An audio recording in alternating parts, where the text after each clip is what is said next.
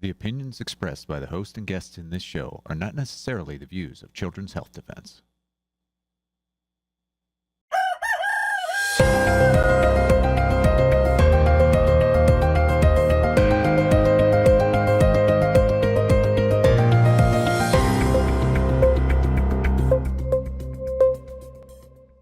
Good morning, CHD. It is Sunday, August the 31st, 2025. It's the last day of August, Mary.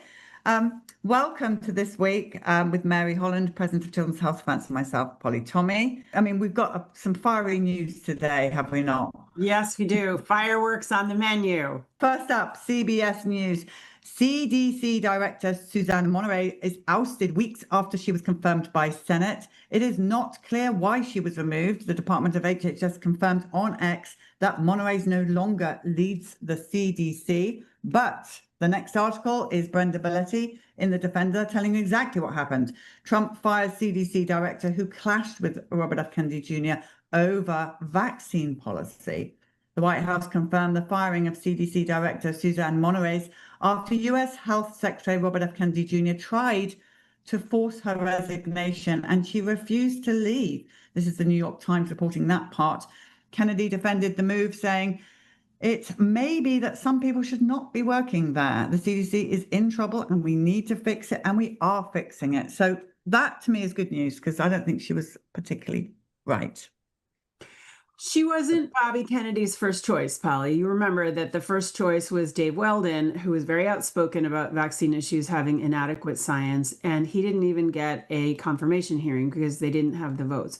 So Menarez had been the acting CDC director. She was not the top choice, but she did have skills that seemed that they would be helpful. And it sounds like the showdown this past week was because Kennedy said, "You must fire these top people who are doing vaccine policy," and she would not fire them. And they were civil servants and they were longtime people, but they were extremely entrenched in their views that, you know, vaccines are fantastic, there's no downside. And it seemed like these people were saying to Menarez, "We will not follow the Advisory Committee on Immunization Practices recommendations," right? So we have a new ACIP that's headed by Kuhldorff and Malone, and we do have people there who are genuinely critical that the science has not been done.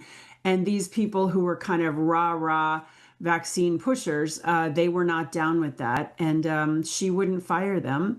And so my understanding, Polly, is that President Trump did confirm that she's fired. She has hired lawyers, Abby Lowell and Mark Zaid, to represent her, and I don't know what's going to happen with that. Right now, we know that the acting director is Jim O'Neill, who's right at the moment the chief of staff at the deputy secretary at HHS. So, you know, the work goes on, and there is a lot coming up, Polly, at the next meeting of ACIP, you know, the Advisory Committee on Immunization Practices in September. They should be considering RSV. They should be considering hepatitis B. They should be considering the MMRV. So there's some big things coming down the pike, not to mention Bobby Kennedy's announcement about some of the causes of autism, not to mention that Senator Ron Johnson's having a hearing on autism science on September 9th.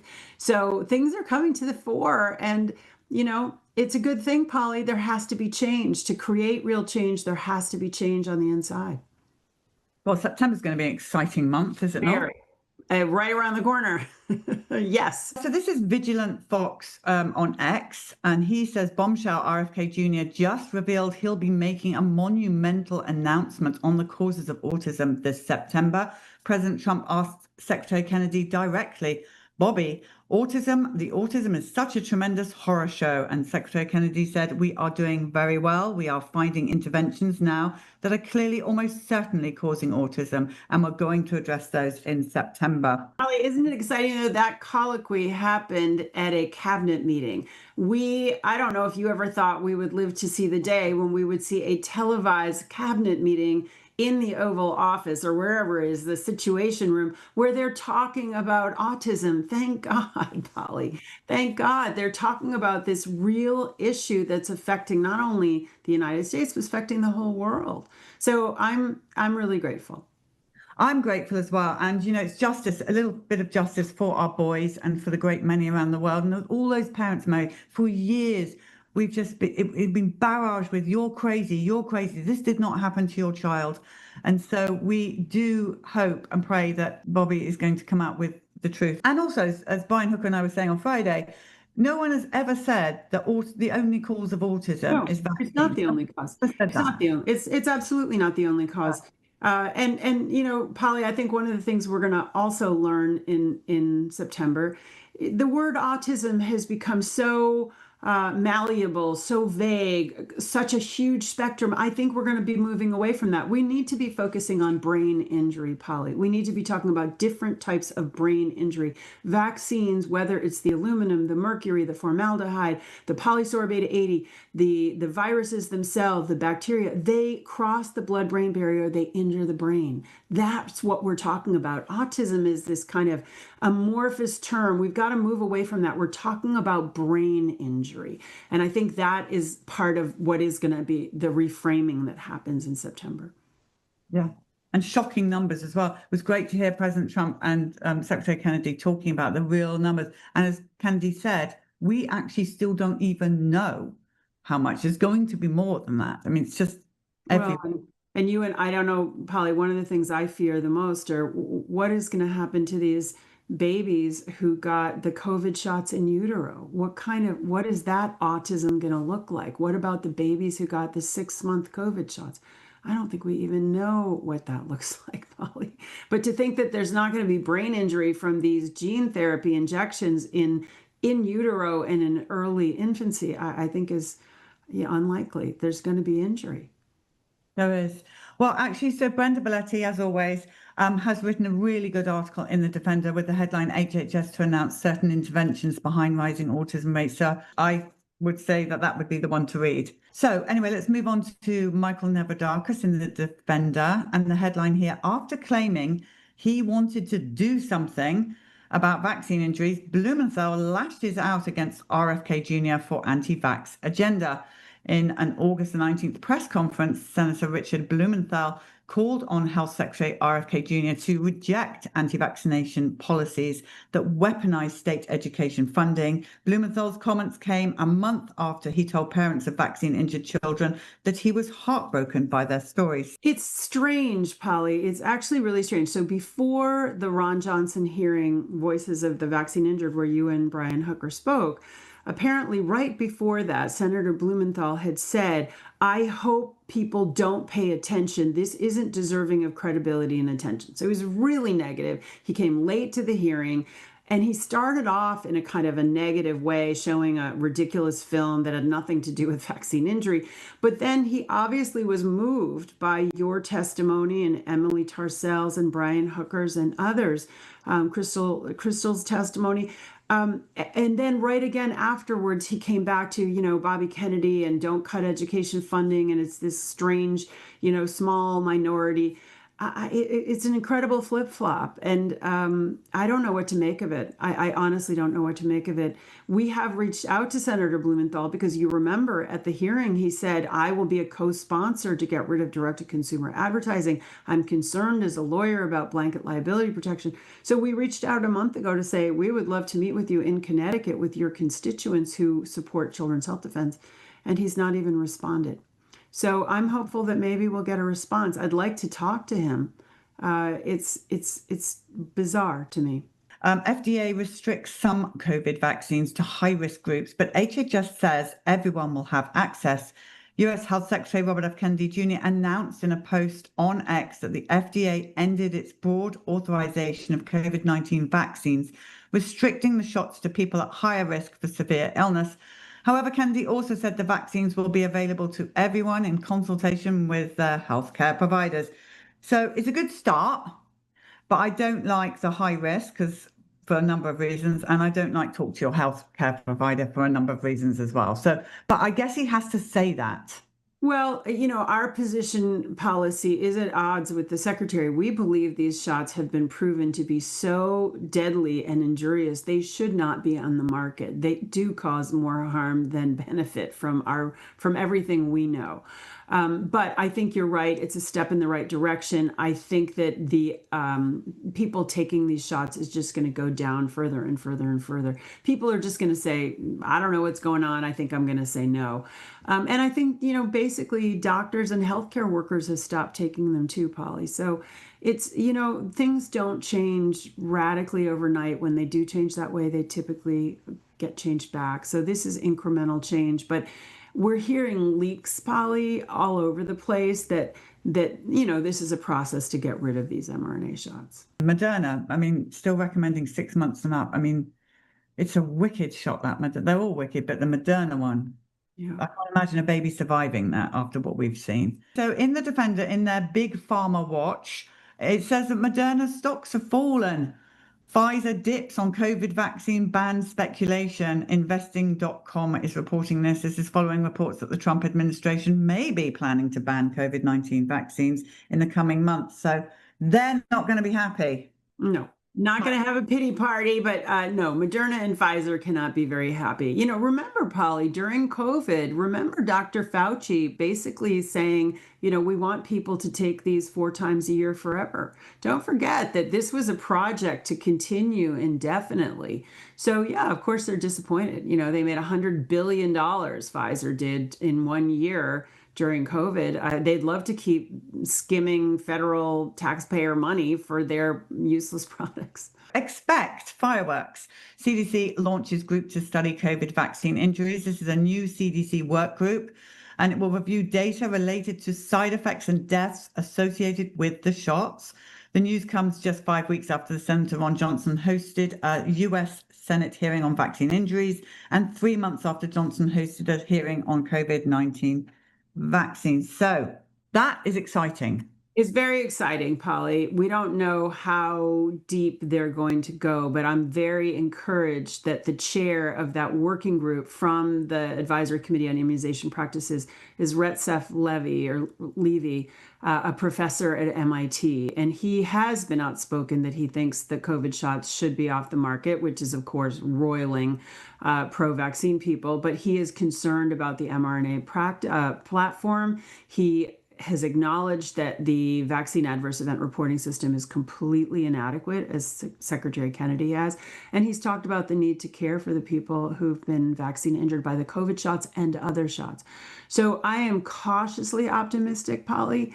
It's a really important start. And I do think that he's somebody who, my sense is, over the last few years has educated himself about the real harms and hazards of vaccines. So I'm excited that he's the chair. I would love to see our Chief Scientific Officer, Brian Hooker, in that group. That would be just for me. We could reach out, and I don't know that can happen, but it'd be a great idea. It would be fantastic. Government News Watch, clashing with RFK Jr., OBGYNs back the COVID shots during pregnancy. The American College of Obstetricians and Gynecologists recommend the COVID-19 vaccine for pregnant women in its updated immunization schedule issued last Friday, signaling another split between practicing doctors and the nation's top health official. Data shows the vaccines prevent complications for the mother and child, including preterm birth and even stillbirth. So what data is that, Mary? It's not data. Exactly. Yeah, they should chat with Michelle Spencer, on whose half we're funding a new lawsuit against the hospital, where she perceived unbelievable numbers of stillbirths, and the hospital essentially covered it up.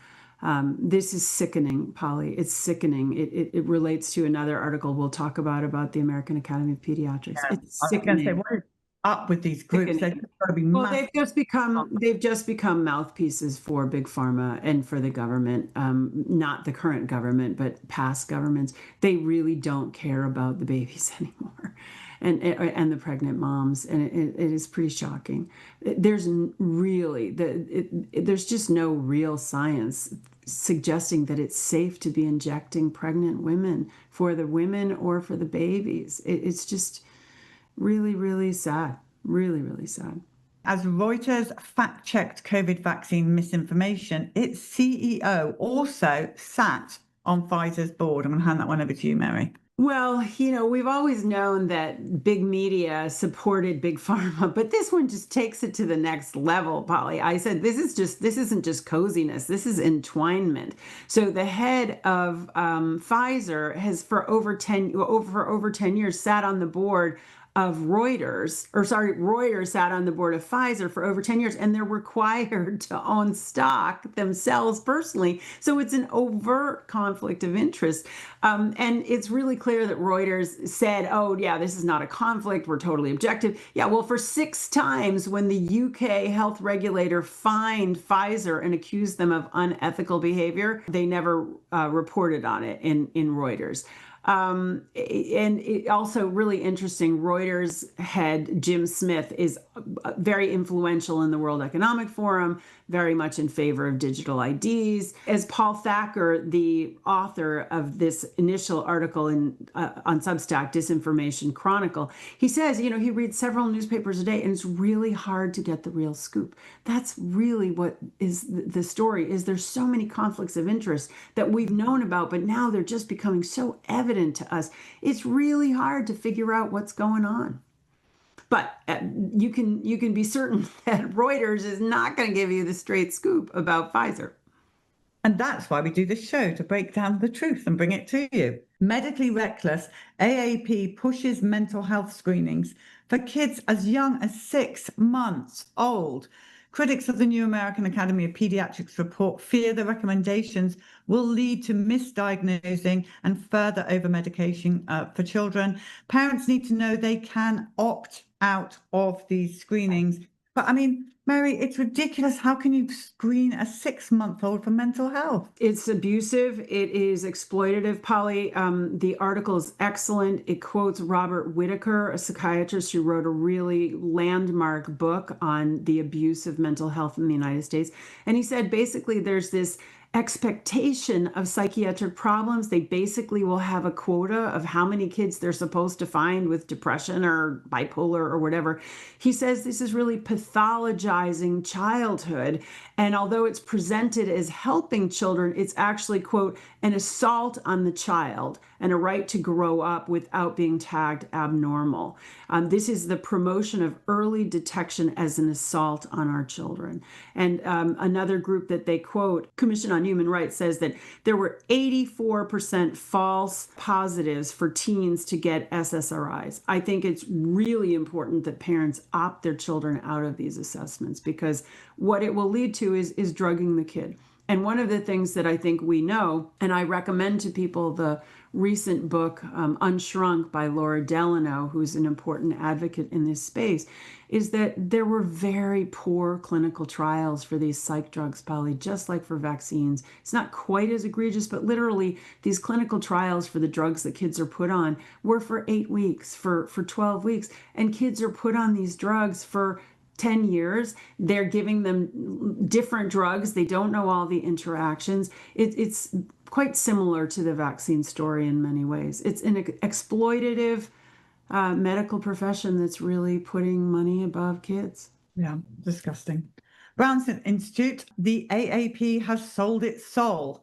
Sooner or later, the devil will come to collect. The AAP briefly sided with Truth during COVID-19 lockdowns, but then did an about-face and betrayed children in favor of corporate greed.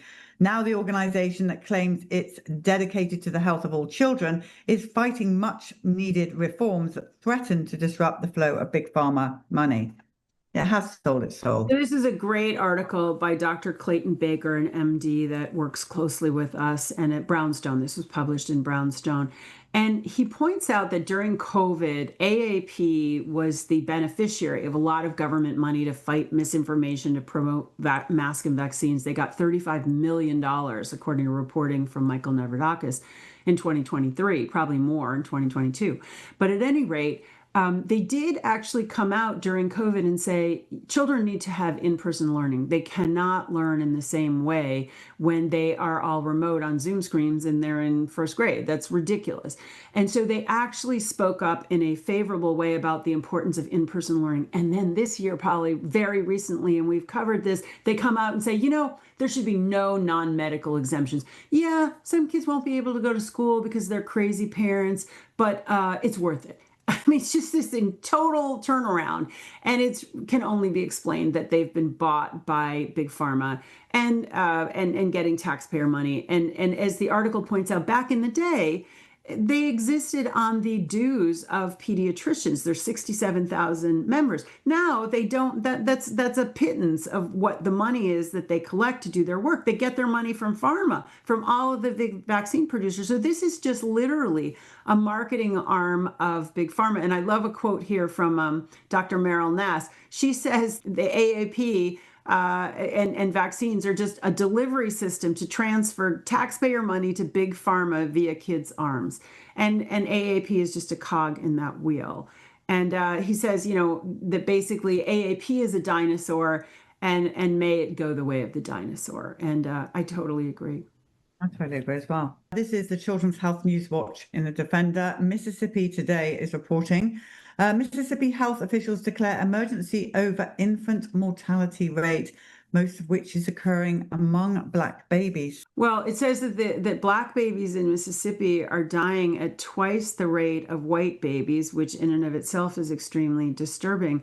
But I wonder, Polly, if it's correct that a lot of the Black babies are in poor families. They are being subjected to Medicaid. And we know from the lawsuit that we brought, Cardenas versus HHS, we know that basically babies and children in Medicaid their pediatricians and doctors were being forced to give everything on the federally recommended schedule. So I believe those babies are hyper vaccinated according to the CDC schedule. And that may account for why their death rate is so much higher. There may be other factors like malnutrition or, there may be other factors, but I wonder if they aren't more over medicalized in general than the white babies.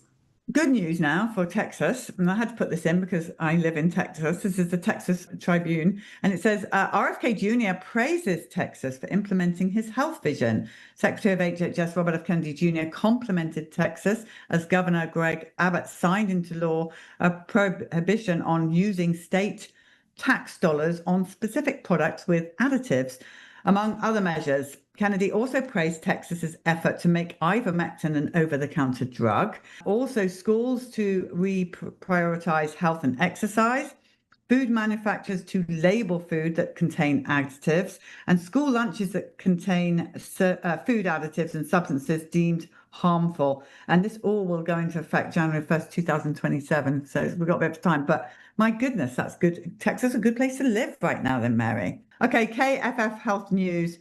As measles exploded, you're going to love this, everyone. This is ridiculous. As measles exploded, officials in Texas looked to CDC scientists under Trump and no one answered.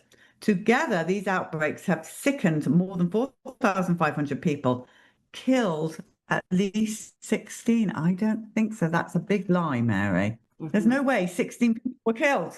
And, Kaiser is looked up to as legitimate. It's awful. I know. We've got enough to deal with old Blumenthal wheeling out that sign saying that the Gaines County people, twice he's done that. That's not true either. I don't know how they get away with it. Seriously. Well, let's talk about digital ID. Regulators must tell public that digital IDs will be voluntary and optional, Children's Health Defence say. In a letter sent to the National Institute of Standards and Technology, Children's Health Defence asked to include language in a soon-to-be-published FAQ, which stands for Frequently Asked Questions, that will make clear to the public that the agency is committed to emphasizing the voluntary nature of digital ID. You don't have to do it, people. Right. So, NIST is this Institute of Standards. And so this is a letter from the director of our electromagnetic radiation program, Miriam Eckenfeld, asking them to put in writing what they apparently said in an online meeting about digital IDs, that they must be voluntary. And we're simply asking, please put that in writing so that we can come back to you and emphasize this, because there's tremendous push to have everything on the internet use a biometric key, whether it's your face or it's your finger thing. And people need to understand that there's a lot of risks in that for deception, for people using it, and for the control grid really becoming very oppressive and putting in place a kind of social credit score. Well, it's exciting. We've got Catherine Austin-Fitts coming to our conference in November. Yes. She will be talking about the control grid. Yes. So we will have a panel talking about the control grid, which is really important. People really do need to understand that the vaccine passport, the biometric ID, the central bank digital currency, they're all part of a kind of different disparate elements, but together could create a very, very harsh control grid that really could make us very, very unfree. And the QR code, which I know so many of you are like, it's hard out there, everything's on QR code. Now I get it, but Catherine's saying that this is getting you used to this whole system. The thing about the QR codes is that, you imagine it's convenient. All of this is being sold to us as convenient, Polly. But the thing about the QR codes is that means that I'm not just interacting with you, Polly. I'm not even just interacting with this organization, CHD.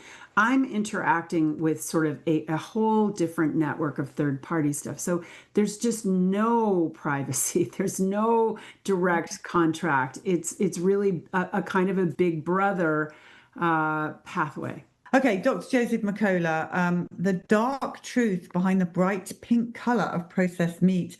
Sodium nitrate is a chemical that creates artificial pink coloring in processed meats. Meat industries argue that it protects against botulism, but research shows that nitrates increase exposure to harmful nitrosamines by 2 to 3-fold. This results in DNA breaks within 30 minutes, as well as rapid rise in colorectal cancer cases. To protect your health, you must eliminate processed meats, cook fresh meat at home, and read labels for E250, which is sodium nitrate. Choose nitrate-free brands and avoid harmful vegetable oils. That's really good advice there. He always has really good advice. And he points out that Denmark for decades has been making meats without using nitrates. There's definitely other ways. There's definitely other products on the market. So we should be very careful to buy things that don't use nitrates. And also if you don't understand, like, for example, the other day, I picked up a can of what was supposed to be healthy fizzy water, and it just said water and natural flavors. Well, I don't know what that means, natural flavors. And I know Zen Honeycutt has been shouting out about being careful about natural flavors. So I didn't actually drink it in the end. But a lot of people just look at that and think, oh gosh, natural flavor must be great, must be healthy. But they disguise so much under this weird terminology. So more to come on that. I'm sure at CHCTV here, we're going to be covering more on the food for sure coming up. Now, let's talk about AI toys. Suzanne Burdick's writing this article, AI toys for young kids. Chatbots could stunt children's emotional growth, experts say. Critics are sounding the alarm about AI-powered toys, saying that they may harm children's emotional development and pose privacy risks and result in a generation of youngsters forming their first relationships with machines. The toys also could exponentially increase a child's exposure to wireless radiation dangers. These AI toys are everywhere now, though. I haven't sort of seen them, but this is saying that Mattel, which is the second largest toy manufacturer in the world, has joined into a partnership with OpenAI. And as one of the commentators in the article says, this really opens the door to mind control, Polly.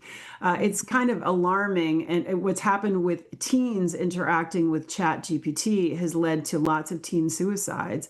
I was really happy to see that Public Citizen, a big advocacy group, sort of left-leaning, has called on Mattel to stop this partnership. And Miriam Eckenfels from our EMR department has pointed out, kids hold their toys to their chest, to their head. They love their toys.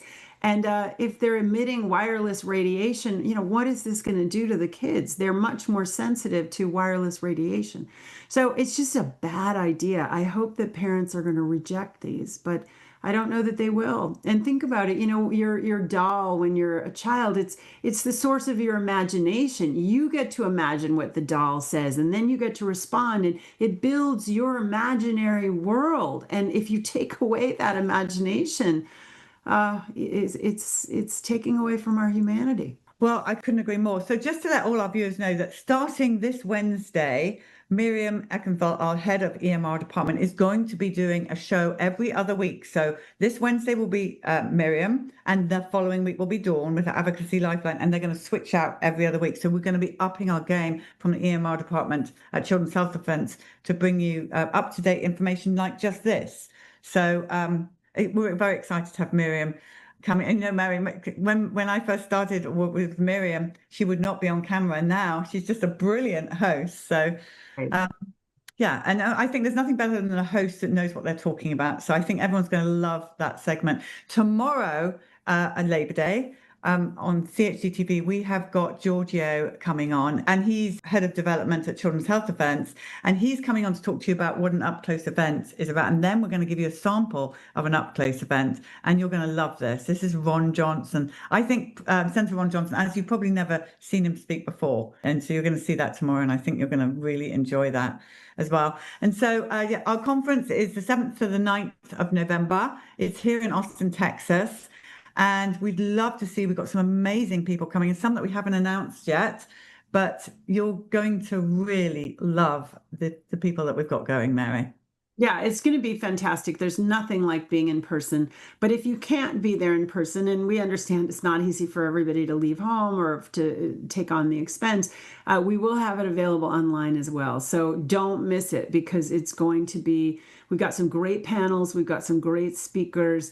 It'll basically be the 8th, all day Saturday meetings, and then on Sunday, the 9th through about the afternoon. And, if you follow CHD, you're going to want to follow this conference. There's going to be some really, really insightful new information. Yeah, very, very exciting. Okay, we'll have a wonderful Labor Day tomorrow. We're going to go to our geoengineering section now, and then we're going to go to our story of the day. And so we'll see you tomorrow on Good Morning CHD. So pray big, stand firm, never settle, and Mary and I will be back next week. Thanks, Polly. Thanks, everybody. Take care.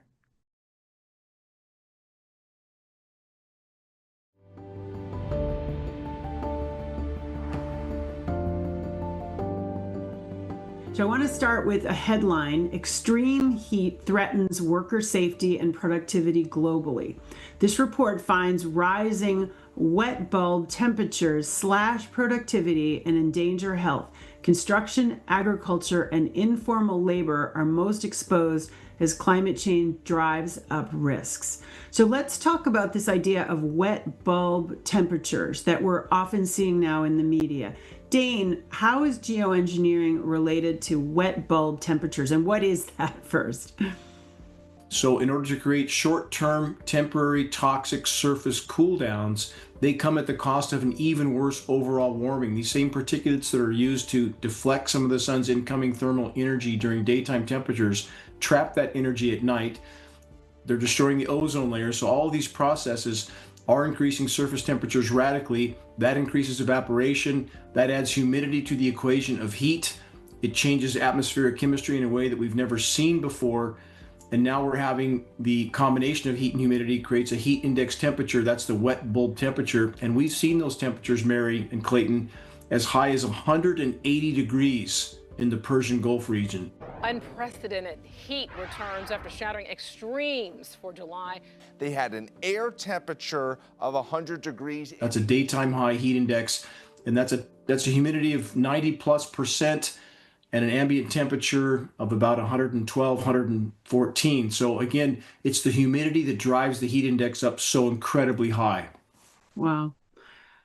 Clayton, what do these tell us about the health effects? You're an MD. Tell us about the toxic artificial chemicals and nanomedicals that have known risks, and how can the wet bulb heat like this affect human health? Well, I'd start with the issue with some of these particulate matters. First of all, it's well known that simply air pollution, that is high particulate matter in the breathable air, regardless of what it's contained with, has deleterious health effects that are really profound.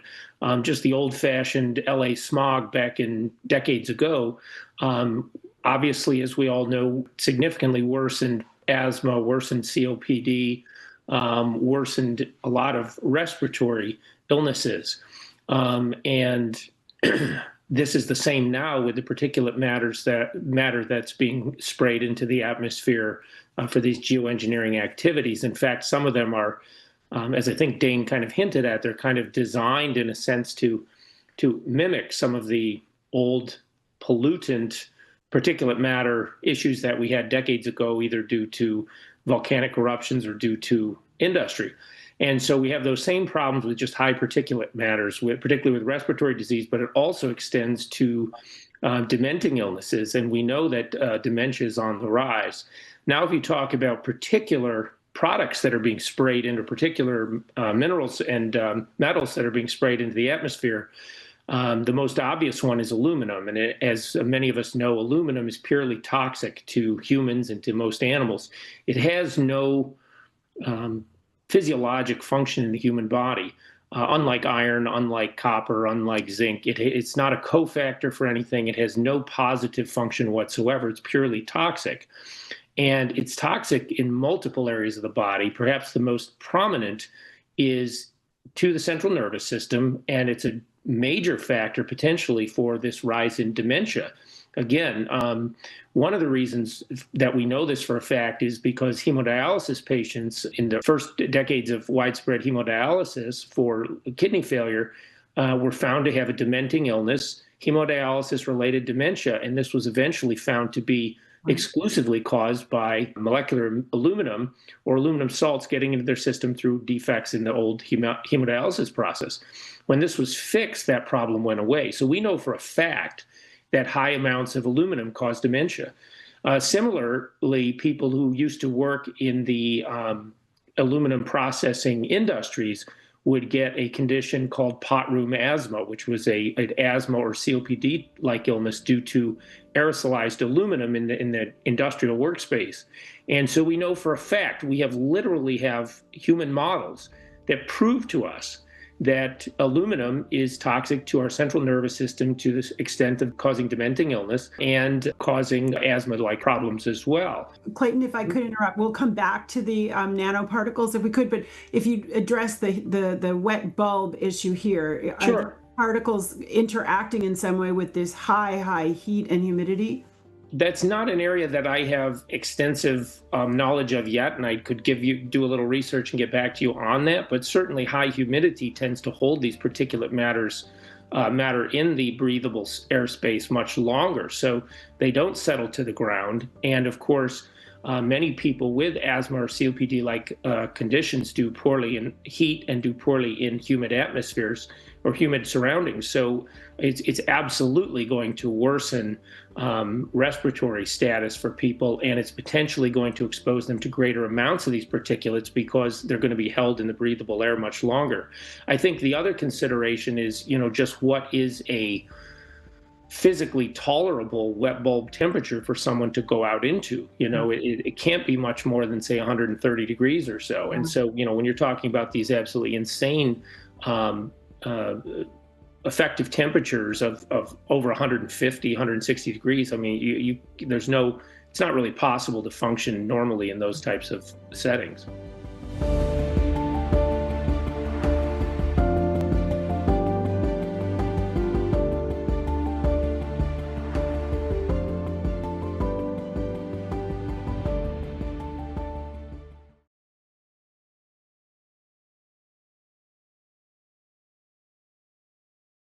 My name is Christina Moros. And what profession are you in or were in?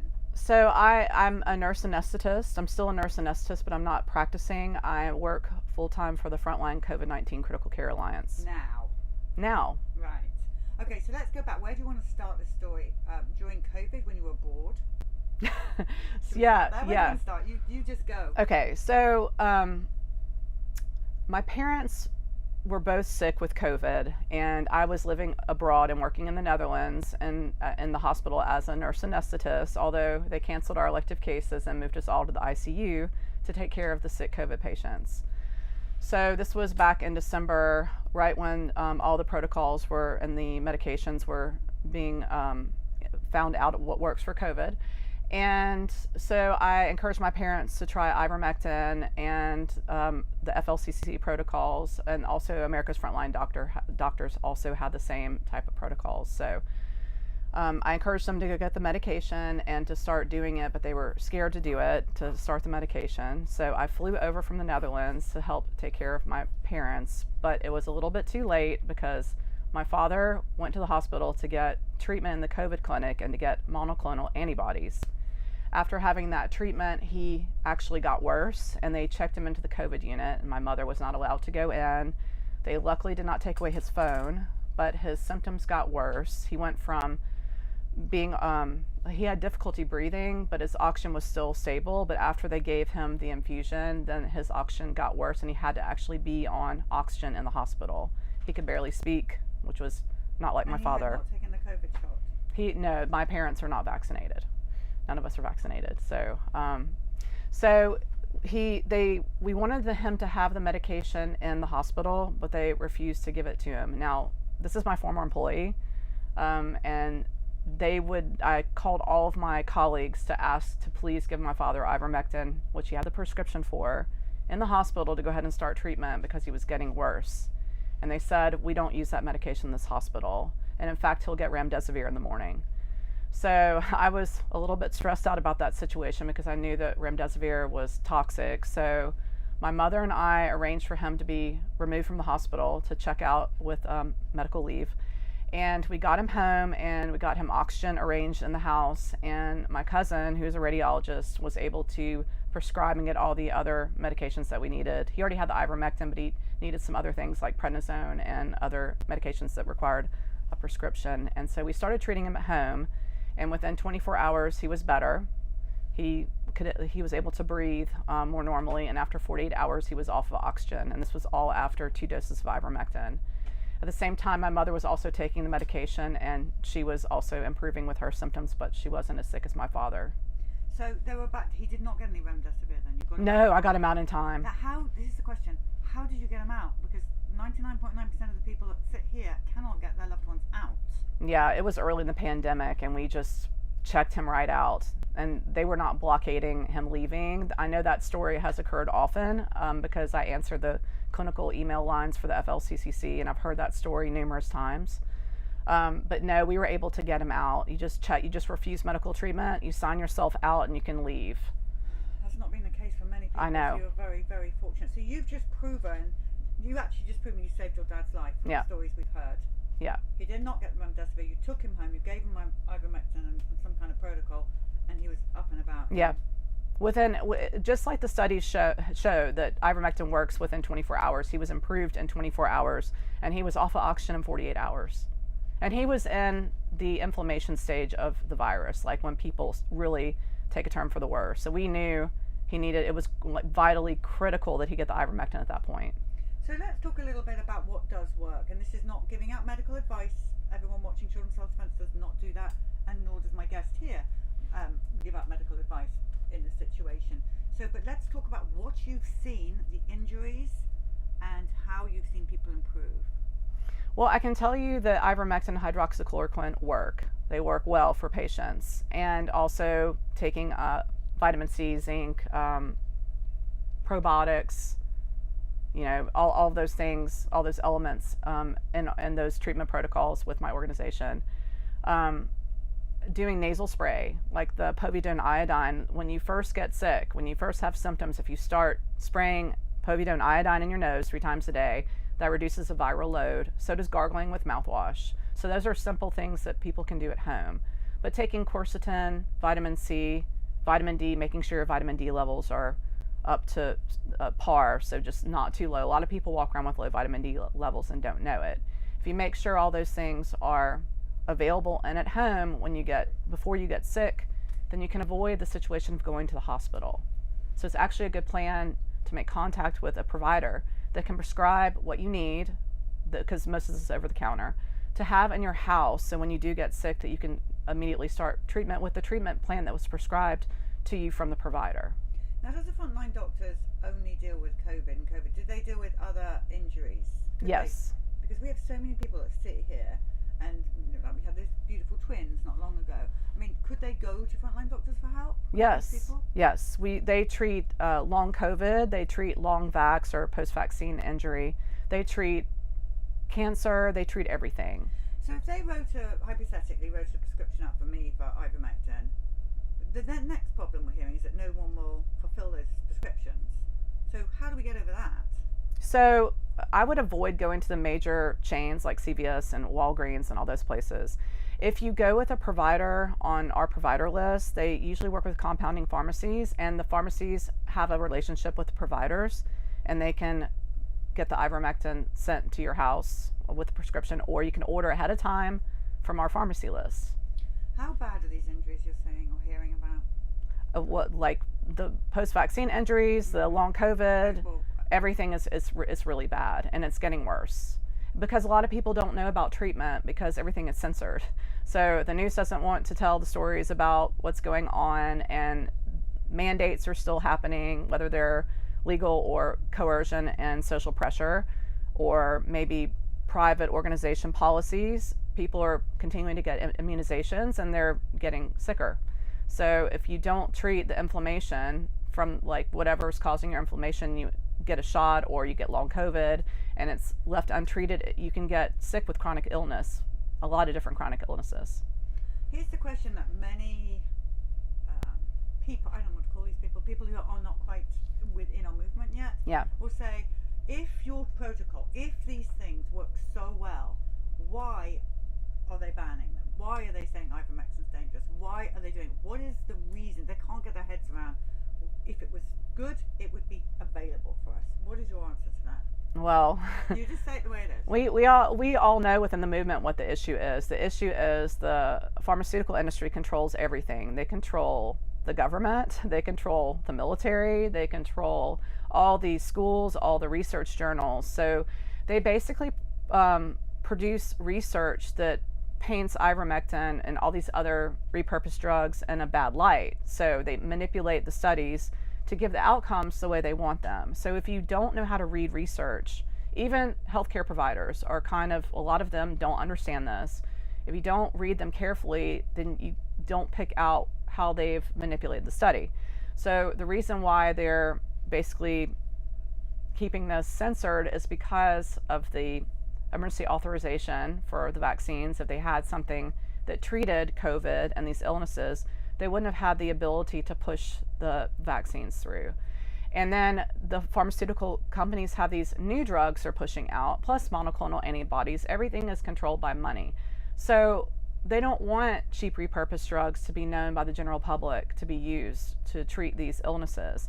And it sounds very diabolical, but I almost feel like that they want us to be sick so that we continue to need these medications and that we don't treat inflammation and underlying issues that are not in balance, which is causing chronic illness. And when I say chronic illness, I'm not even just speaking about long COVID and long vax. I'm talking about Lyme, mold illnesses, other inflammation issues, neurological problems. I mean, a whole bunch of different things. So it's kind of a very dark situation that we're in. Yes.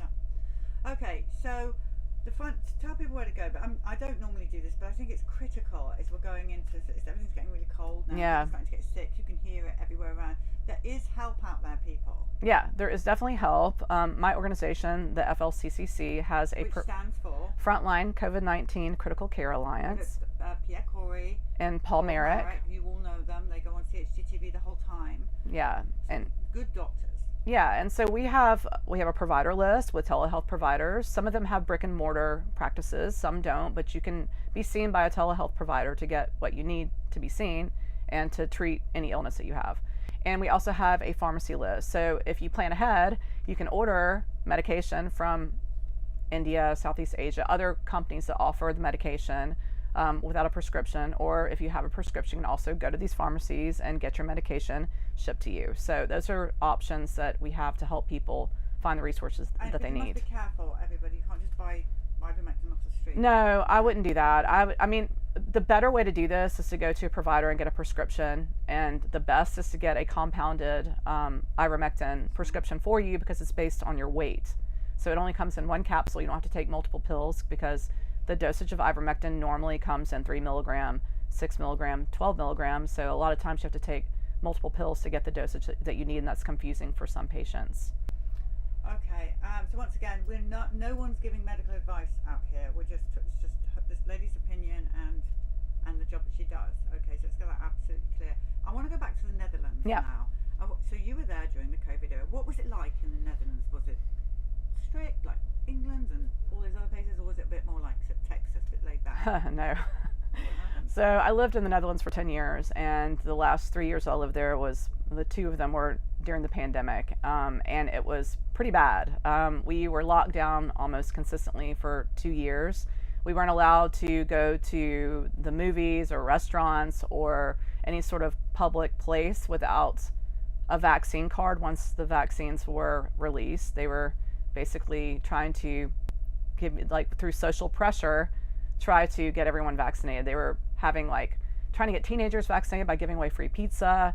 They were doing all sorts of tricks to get people to take the shots. I didn't have to take it. I just told them I wasn't, my hospital, I said I wasn't doing it, and I showed research why I didn't need it, and that I had the virus and I had natural immunity, and until they could prove to me that I needed it, I was not having the shot. So I managed to avoid that situation. But it was terrible. I fled the Netherlands and came back to the States because I was tired of being locked down. They were going to lock us down again for Omicron. The government, the leader of the health bureau had no medical degree. He was in fact a school teacher, and his brother works for AstraZeneca. So they had bought the shots ahead of time. So they had to push the shots on the citizens of the Netherlands because they had spent the money on the shots to get it done. And we had the COVID test. Everyone had to be tested and isolated and everything. Now, we had an unelected body that was basically regulating our COVID regulations, and those people had investment in the COVID tests and also in the pharmaceutical industry. And these people were mandating what all the individuals in the Netherlands were doing. And just like here, non-essential businesses were closed, so a lot of small business owners went out of business. I was able to work because I was in the hospital, but in the hospital, all the elective cases were canceled, so only emergencies were allowed to happen in the operating room.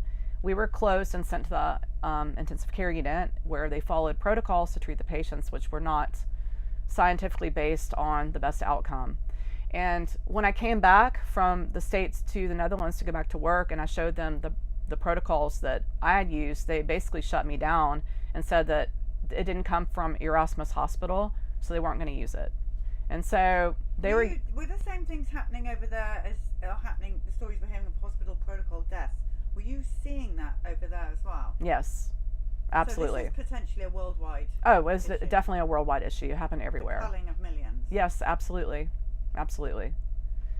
So it was the patients weren't allowed to be with their family members. They were only able to visit through video, FaceTime or whatever was available. They weren't able to get ivermectin. Oh, here's another interesting thing about the Netherlands is the doctors who were actually awake and trying to help people and were prescribing ivermectin, hydroxychloroquine, they were fined if they were prescribing the medication. So they became afraid to do so. It was like a $20,000 fine, or it may have been a little less than that. It was an extreme amount of money for a normal individual. But if they were found to, the pharmacies would report them, so if they were found to have prescribed it, they would have to pay this fine. So the only way to get ivermectin in the Netherlands was to import it in from India or China. But then at that point, customs was seizing packages and destroying the medications coming into the country. So it was a pretty hefty situation. We actually had it a little bit better over here in the States because at least patients could get medication prescribed to them and could actually get help. They didn't have that luxury in the Netherlands and in most of Europe. And you fled the Netherlands to come to America? I did. It's extraordinary. Yeah. Did you travel anywhere else? I did. I went to Sweden during the pandemic, which was a lot more relaxed than the Netherlands. I went to Germany and Belgium. I've been to Spain. During the whole COVID Yeah, thing? yeah. So describe the different countries and what was going on there, or was it just the same everywhere? Well, they all had, every European country has their own regulations. So they basically based it on the current infection rate, like what rules they were going to follow. So whether they were allowing people in or locking down, whether you had to have COVID screening or, eventually COVID shots to enter the countries.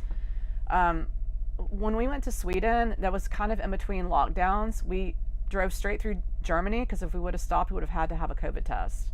So we drove straight from the Netherlands to Malmo to have a vacation. And once we were in Malmo, everything was very relaxed. They weren't, blockading people from going out and eating or going to museums or doing the normal things of everyday life. And I think we all know that Sweden had a better COVID policy than most of Europe. And the major extreme was Austria was pretty bad. They were checking COVID passes when people were going to the store, and if you didn't have your papers, then you got a fine. Papers meaning vaccination papers? Yeah. So you couldn't really go out unless you had your papers? In Austria, yeah.